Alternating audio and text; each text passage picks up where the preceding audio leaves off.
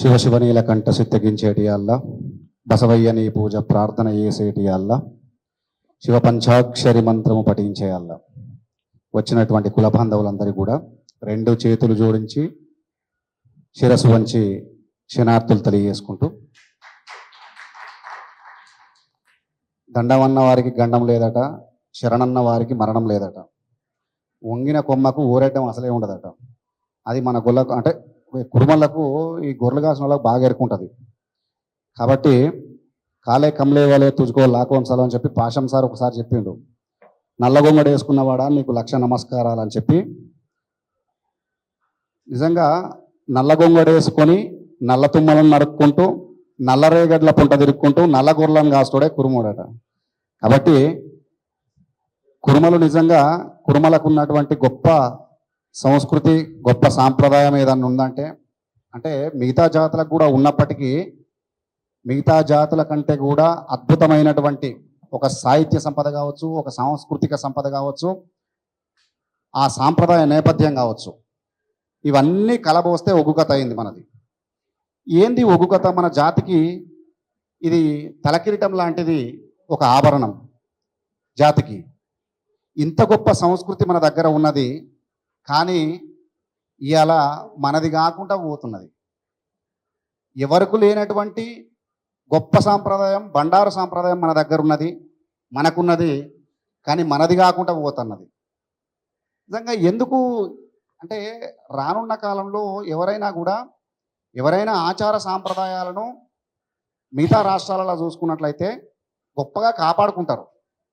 రాజస్థాన్కి పోతే వాళ్ళ పగడి కట్టుకుంటారు, వాళ్ళు ఎక్కడ వాళ్ళ పెళ్ళిళ్ళల్లో కానీ లేకపోతే వాళ్ళ పేరెంటాలలో కానీ వాళ్ళ ట్రెడిషన్ను కనబడేటట్టు చూసుకుంటారు. కానీ ఉన్నదాన్ని కూడగొట్టుకునేటువంటి తరుణంలో మనం ఉన్నాం. దయచేసి కొన్ని వాస్తవాలు మాట్లాడతా, ఇది కొద్దిగా నొచ్చుకుంటుండొచ్చు కానీ ఇబ్బంది పడద్దు దయచేసి. ఎందుకు చెప్తున్నానంటే ఈ మాట, ఒక కళావతి రుమాల కాంచెల్లి మొదలు పెడితే గుళ్ళ కుచ్చుల జోడు చెప్పుల కాడికి, అంటే నకశిత పర్యంతం అరికాల నుండి కొసెంటిక వరకు కూడా మనకంటూ ఒక సాంప్రదాయం ఉన్నది, మన సొంతం. కానీ అలా అది ఎవరిది, అది ఎక్కడ పోయింది, దాన్ని వెతుక్కునే పరిస్థితిలో మనం ఉన్నాం. నిజంగా రేపటి మన పిల్లలకు చెప్పాలంటే ఇవాళ మన గొంగడి గురించి, మన గోచి గురించి, మన తలకట్ట గురించి, లేదంటే మన బండారు బొట్టు గురించి పుస్తకాలలో చెప్పేటువంటి పరిస్థితులు వస్తున్నాయి. నా విజ్ఞప్తి ఏమంటే, కురుమలు ఎక్కడున్నా కూడా మన సాంప్రదాయాన్ని కాపాడుకున్నట్టయితే, సంస్కృతిని కాపాడుకున్నట్టయితే, నీవు అంటూ ఎవరు అని అడిగితే ఒక మాటలో చెప్పాలంటే, ఒగ్గు సాహిత్యాన్ని, ఒగ్గు సంపదను కాపాడుకున్నట్టయితే నువ్వెవ్వరికి చెప్పాల్సిన అవసరం లేదు, వాళ్ళ చెప్పుకుంటూ వస్తారు. కానీ ఇవాళ అట్లాంటి సాంప్రదాయానికి చెదలు పట్టేటువంటి, బూజు పట్టేటువంటి పరిస్థితి దాపరించింది. నిజంగా కుమరవెల్లి మల్లన్న కావచ్చు, ఐలవేని మల్లన్న కావచ్చు, ఓదల మల్లన్న కావచ్చు, 16 పుణ్యక్షేత్రాలు ఉన్నాయి మనకు. 16 పుణ్యక్షేత్రాలలో బండారు సాంప్రదాయాన్ని దాటి ఇంకో సాంప్రదాయం వైపు అడుగులేస్తున్న తరుణంలో మొన్న 3-4 ఏళ్ల సంధి ఒక లొల్లి స్టార్ట్ చేసినాం. నిజంగా బండారు సాంప్రదాయం పోతే వాట్ నెక్స్ట్ అంటే అంతా ఒక రకమైనటువంటి ఆధిపత్య ధోరణి కనబడుతుంది తప్ప బహుజనవాదం, బహుజన సాంప్రదాయం కానీ ఎస్పెషల్గా కురుమల సాంప్రదాయం కనబడేటువంటి రోజులు ఇక ముందు ఉండవు. కాబట్టి నేనేమంటున్నా అంటే, ఇలా గొర్రె కళ్యాణం చేసినా లేదంటే మనిషి కళ్యాణం చేసినా, ఇలా మన గొర్రెకు కళ్యాణం చేస్తే మనిషికి ఎంత గొప్పగా కళ్యాణం చేస్తామో, మన బంగారు గొర్రెకు, వెండియ తగరకు కూడా బండారేసి లగ్నం చేసేటువంటి సాంప్రదాయం మనకే ఉన్నది.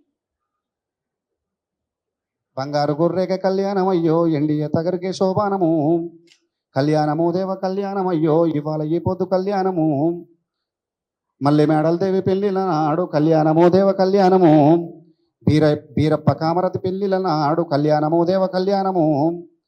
మన పెళ్లిళ్ళు మనమే చేసుకున్నటువంటి రోజులు మనకు మొన్నటిదాకా 20 సంవత్సరాల క్రితం కూడా మన పూజారులు వచ్చి మన పెళ్లిళ్ళు చేసేది.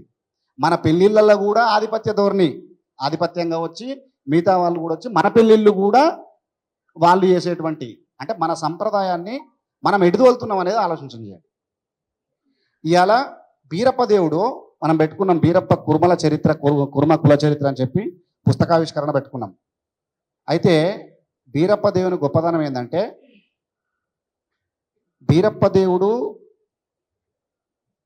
వీరాభుజుల రాయుడు కోప్పడితే వెళ్ళి భయం కొద్ది చిన్నపిల్లగానప్పుడు నమ్మియ నాగుల గుండం లోపల అల్లియ బెజ్జం లోపల అంతర తామర కమలం లోపల పుట్టెను బంగారు లింగమై పుట్టిండట. ఆ బంగారు లింగమై పుట్టినప్పుడు ఆ పుట్టిన లింగానికి పూజ చేయాలి. ఈ పూజ చేయడానికి ఎవరు అర్హులని చెప్పి కలియుగం అంతా కళ్ళ చూసిండట. మొత్తం 3 సార్లు తిరిగి 3 సార్లు చూసి ఎక్కడ ఎవరు కూడా నా సాటి భక్తుడైతేనే నాకు కావాలని చెప్పి అన్ని కులాలలో చూసి చివరికి కురుమ కులానికి వచ్చి వీరమలక రాయుణ్ణి పూజారిగా చేసుకున్నాడు వీరప్పదేవుడు. ఇది చాలామందికి తెలియదు. వీరమలక రాయుడు కులాన కురుమైన ఆయన గొంగడేసుకొని పూజ చేసిండు. వీరప్ప దేవునికి ఏ పువ్వులతోటి పూజ కడితే ఆయన మెచ్చుతాడంటే తంగడి పువ్వులతోటి, బండారు పుష్పం, అది బండారు పుష్పం. ఆ బండారు పుష్పంతో తంగేడు పువ్వులతోటి పూజ కడితే మెచ్చిండట ఆయన. కాబట్టి ఇది కొద్దిగానే నేను చెప్పేది. ఇట్లాంటి సాహిత్యము, ఇట్లాంటి చరిత్ర అంతా కూడా మన లోపల ఉన్నది, కానీ చాలామంది తెలియదు.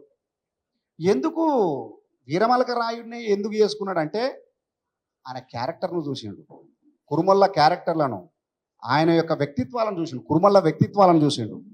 చూసి నా పూజ చేయాలంటే దానం చెయ్యాలి, త్యాగం చేయాలి అని చెప్పి ఏ కుల పొల్ల అయితే బాగుంటుందని చెప్పి చూసి అన్ని వాడలు తిరిగి చూసి కురుమల్ల